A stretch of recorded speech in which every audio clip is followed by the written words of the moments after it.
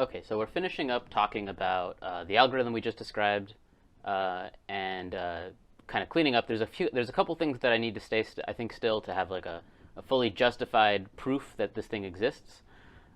First of all, we've been doing a lot of this, and the reason I showed that one of the reasons I showed that alphabet-sized proof so explicitly is to show you an example of how to use states, how to use your states to hold like finite amounts of information. So you can always remember what a symbol is, let's say, by having like a bunch of states that vary depending on the symbol, and then kind of like just remember the palindrome problem. We remembered that we had a zero by having like a state q0 that we had that represented that we were moving right. It represented a mode of the machine, but it also represented memory in a sense, some kind of finite remembrance that we remembered something. But and that works for most circumstances, but there's a complication here in that the size of these cells. So like W2 here, right? This is not one cell of the machine U. It represents one cell of the machine M, but it's actually a number of cells that depends on the machine M, and it's going to vary depending on the program, the machine M that's inputted. So, specifically remember. Oh no no no no no no. Specifically remember, M. Nope. M is equal to sigma q delta, and so it's this sigma. These first two inputs, sigma and q. These determine the size of a virtual cell. And so the number of cells that represent a single cell of the tape for M is going to vary depending on the logarithm of the sum of these two things. And so because of that, we can't just use states in like that. We can't use so because otherwise we have an infinite number of states.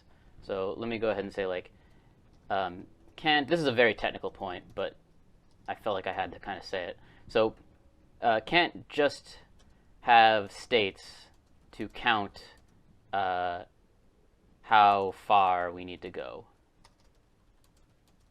to see a cell of the simulated machine. Because in order to do that, we would need like an infinite number of states. I would have to have like a q0 and a q1 and up to whatever this logarithm of these two things added together is, and that would require an infinite number of states.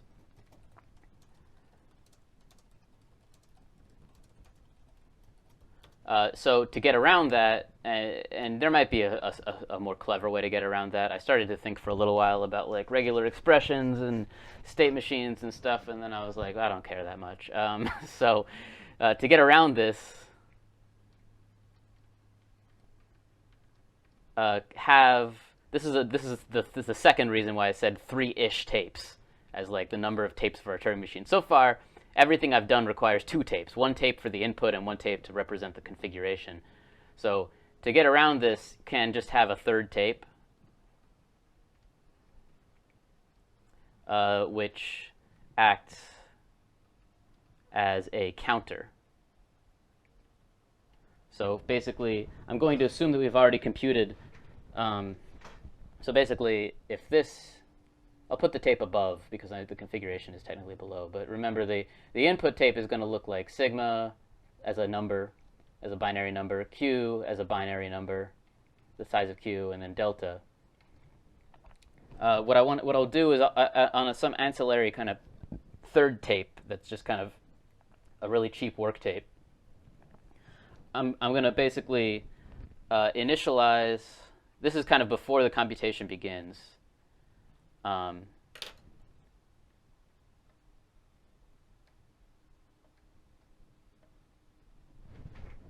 Before computation begins, and by before the computation begins, I mean before doing anything that I talked about in the last video. First, compute, the logarithm, log base 2 of sigma plus q plus 3 ceiling. Now, how do you do that? There's a Turing machine for it. Like I said, I think hopefully people are convinced at this point of kind of a lesser version of the Church-Turing thesis, in the sense that if you can think of an algorithm for it, that is, if you can think of a way to do it on graph paper, then you can create a Turing machine for it. So hopefully nobody disagrees that you can take the logarithm. I'm just going to assume that you can do that, and we can do it on like another. We could do it on another tape if we want to, maybe on another tape, maybe on a fourth tape. Doesn't matter really.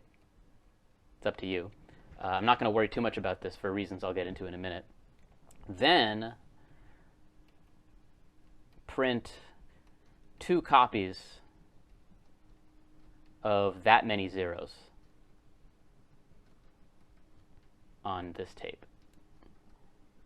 So basically I'm going to create 0. I'm going to put a 0 here, a 0 here, dot, dot, dot, a 0. And then I'll put maybe another semicolon to divide it up, and then a 0, 0, dot, dot, dot, 0. So this basically is going to represent like numbers. So this kind of initializes storage for symbol and state variables.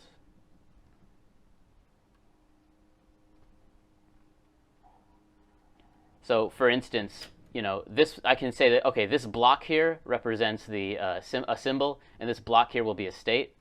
And then basically, for example, when I'm, let's go to a particular step, like, you will scan right across the configuration tape until finding a binary description of a state. Okay, well, how does it do that? Well, what it's going to do in order to get that done is, you know that the states are the numbers q plus 1. So states are numbers q plus 1, sigma plus 1, excuse me. The states are sigma plus 1, sigma plus 2, dot, dot, dot, sigma plus q. So what I can do is I can record the number sigma here. So record sigma here. Record sigma here, and then basically as I scan across,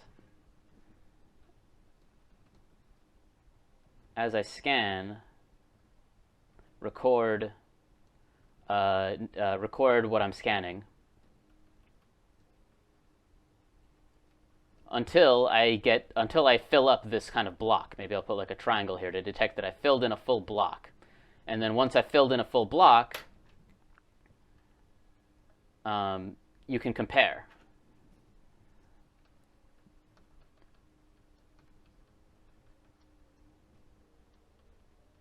Once I filled a full block, I've kind of recorded what I looked over just then, and I can compare.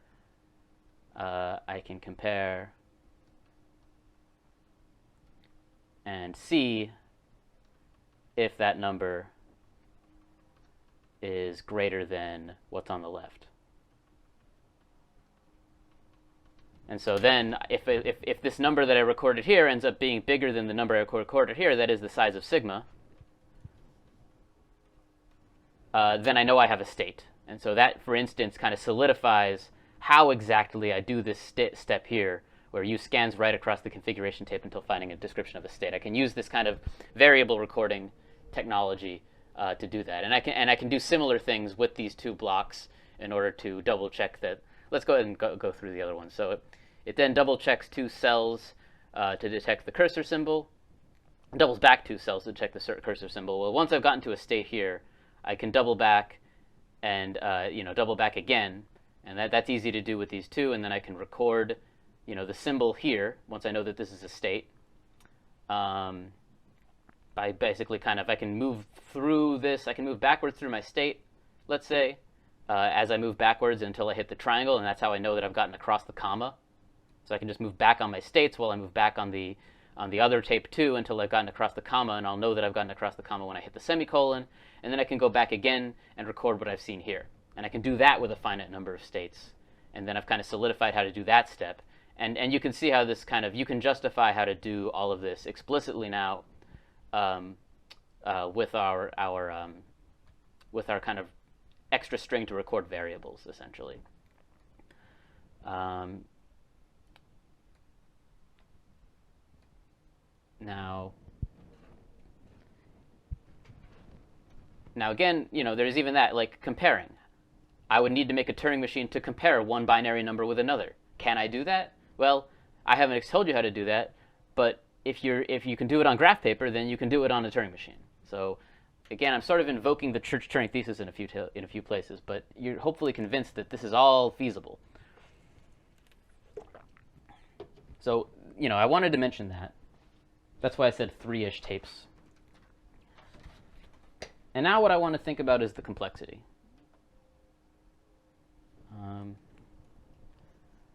So complexity analysis. The complexity of our universal Turing machine is going to be extremely important to what follows from this in terms of our results. So suppose that M operates in time f of n and space g of n.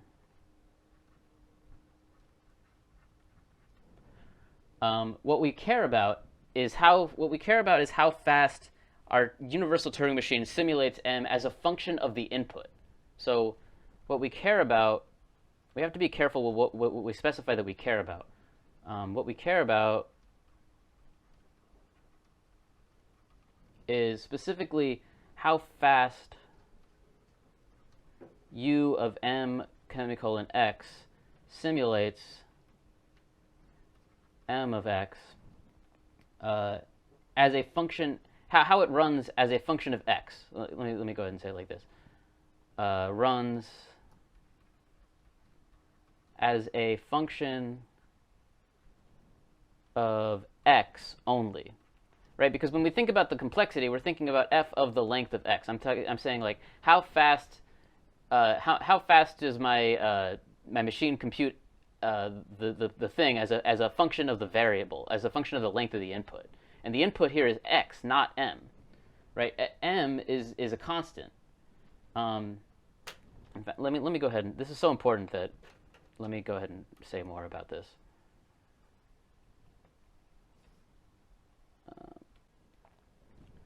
We care about how the speed of the simulation scales with the input x. The program itself, M, right? M is really the program length. Think about it like this: if I'm analyzing the complexity of my algorithm, am I thinking about how many characters my program is? No. The length of the program isn't what I'm concerned with. What I'm concerned with is how the program works on an input. And so, yeah, the program itself, M, is a constant, right? If I'm simulating M with the machine U, then this string here is fixed, and I'm only varying the second input. So the program M is a constant.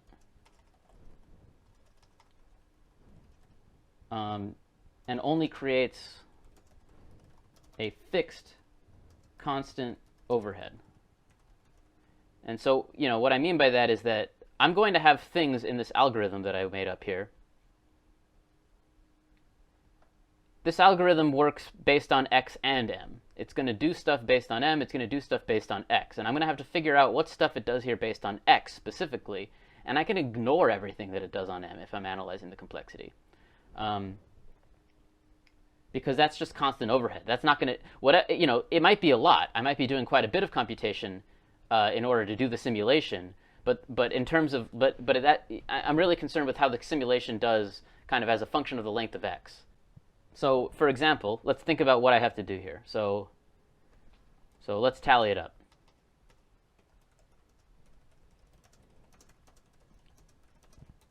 So first off, computing the logarithm.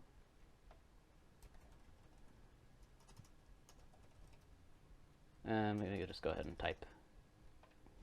So tallying up things to do. First off,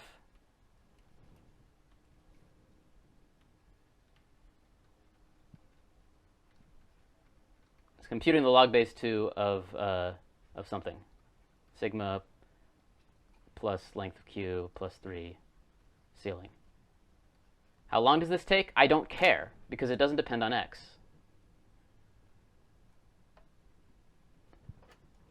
This doesn't depend on x. Fixed overhead. Right? This is just something I got to do in the beginning of the simulation. If I have a powerful enough computer, it can do it, and it doesn't really say anything about the algorithm. It's fixed overhead. What else? Recording stuff. All of the stuff that I'm doing.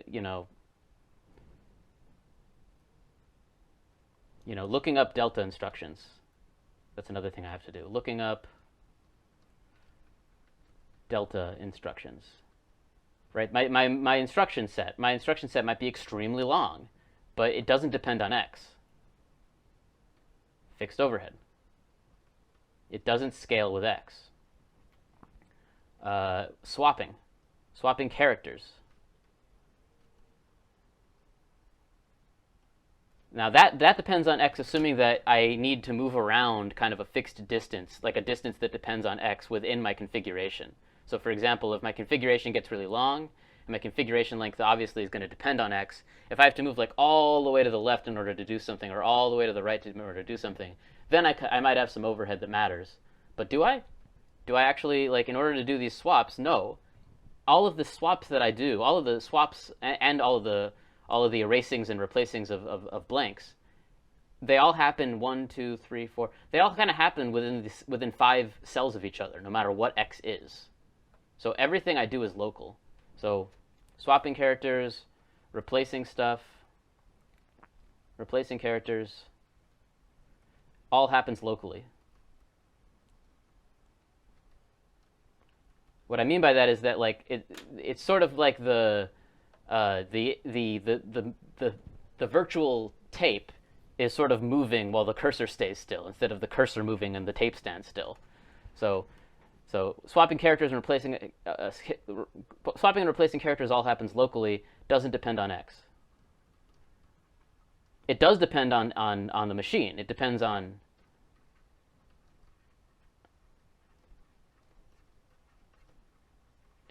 how many states and symbols there are. So it might be longer or shorter to do this depending on, if I have tons and tons of states and symbols, then this might take longer, but again, it doesn't depend on x. Doesn't depend on x. And then finally, the only other real thing I have to do is making space. And I mentioned this already. When's the one time that I have to make space? The one time that I have to make space is right here. And notice, what do I have to move? I have to move these 4 symbols. Everything will be to the left. I only have to move this fixed amount of space to the right. And so this also doesn't depend on x. Making space, the stuff that I'm moving isn't going to vary depending on x. Making space doesn't depend on x. It's all fixed overhead. Nothing depends on x. Entire algorithm depends entirely on m. No, it doesn't scale with x. Doing a step, so doing a step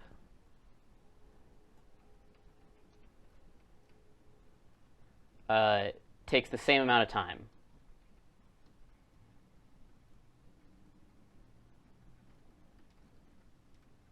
Regardless of x.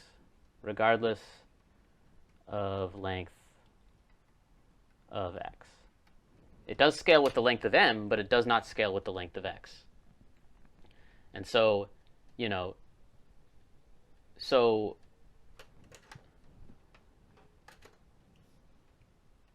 So a step of u, a step of m simulated by u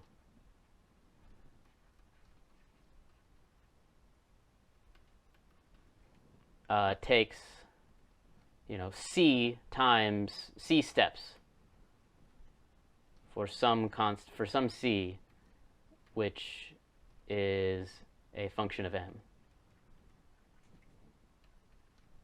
this number c will be bigger or smaller depending on m, but it will not be bigger and smaller depending on x. And so so u will halt, so again, remember, m is going to operate in time f of n. So if m operates in time f of n, then u will operate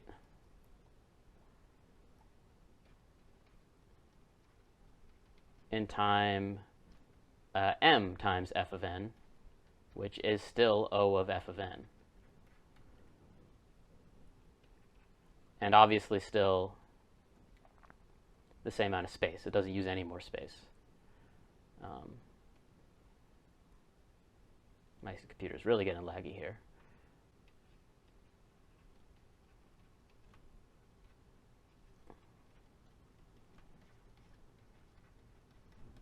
So that's kind of amazing. I was surprised when I first noticed this. Is that like this simulation doesn't actually it's actually in some sense optimal. It's not, but the actual, like, what I described here, this entire simulating of the machine, it doesn't depend at all on the input length. Basically the cleverness of that, it really comes from the fact that my cursor can basically do with exclusively moving around in this local, like, region. Like if I'm looking at the, where's my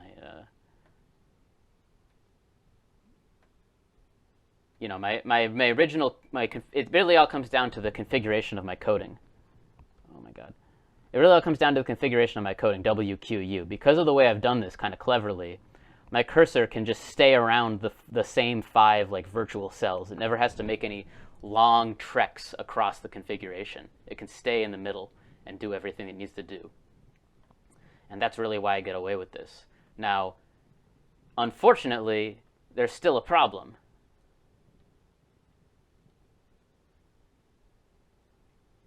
So let's address that. However, remember that U is a multi-tape machine, and M is presumably a single-tape machine. Our default machines are single-tape machines. So this proves, this machine can be converted into a single-tape machine.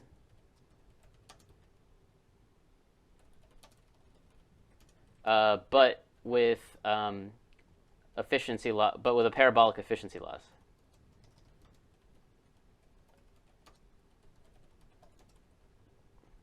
In other words, so this proves existence of a UTM U which simulates M in time O of f of n squared. That's really what I've proven. In order to collapse down to a single Turing machine, it's kind of disappointing, right? We did this kind of perfectly, at least it felt that way. But then, oh wait, it's a multi-tape machine, so collapsing back does give you this square. And still space, though. The space is fine, though. Remember, there's no space efficiency loss. I'm going from multiple tape stack to one tape.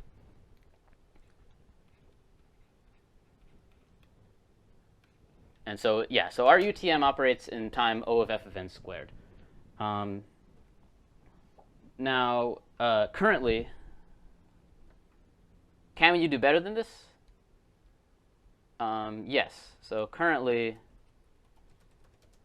the best machine, the best time efficiency anyone has been able to come up with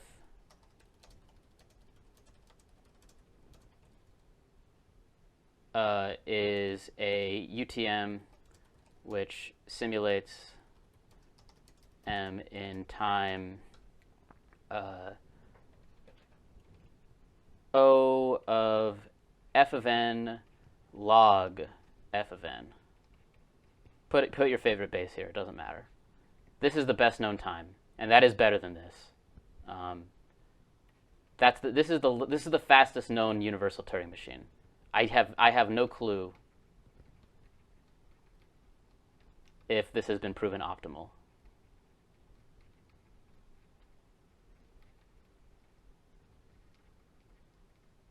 And I also haven't looked into the machine that actually does this either. I should, but I haven't gotten around to it ever.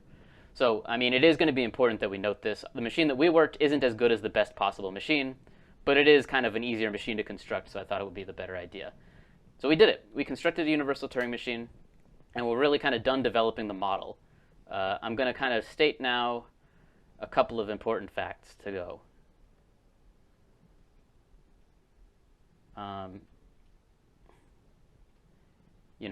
Because we now have a UTM,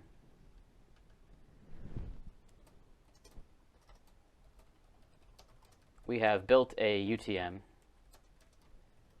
We can now talk about, without any worries, without any justification, talk about Turing machines simulating other Turing machines.